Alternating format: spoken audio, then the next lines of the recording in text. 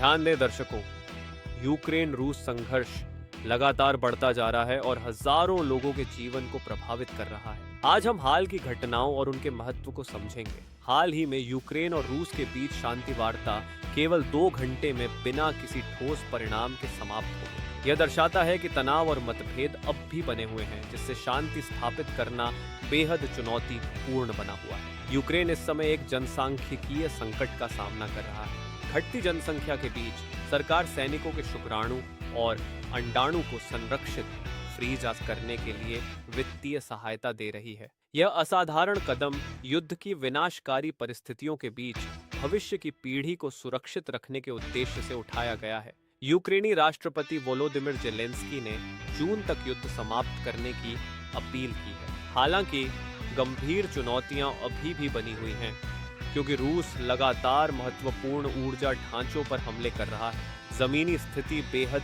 चिंताजनक है। हाल ही में पूर्वोत्तर यूक्रेन में एक रूसी हमले में 3 छोटे बच्चों और उनके पिता की दुखद मृत्यु हो गई। यह घटना इस संघर्ष के मानवीय और हृदय विदारक परिणामों को उजागर करती है। इसके अलावा यूक्रेन के पूर्व ऊर्जा मंत्री को भ्रष्टाचार मामले में हिरासत में लिया गया है। यह दर्शाता है कि बाहरी संघर्ष के साथ साथ देश आंतरिक चुनौतियों का भी सामना कर रहा है। साधारण नागरिकों की स्थिति भी बेहद कठिन है। रूसी हमलों के कारण ऊर्जा आपूर्ति बाधित होने से यूक्रेन के लोग कड़ाके की ठंड का सामना कर रहे हैं। रिपोर्टों के अनुसार कीव में कई घरों के अंदर का तापमान बेहद कम हो गया है। युद्ध के व्यापक प्रभाव को समझने के लिए रूस के सुदूर पूर्व में स्थित सेदानका गांव का उदाहरण देखें। वहां के लगभग सभी युवा पुरुष यूक्रेन में लड़ने के लिए चले गए हैं। यह दर्शाता है कि इस युद्ध का प्रभाव समाज के हर कोने तक पहुंच चुका है और समुदायों को गहराई से बदल रहा है। अंत में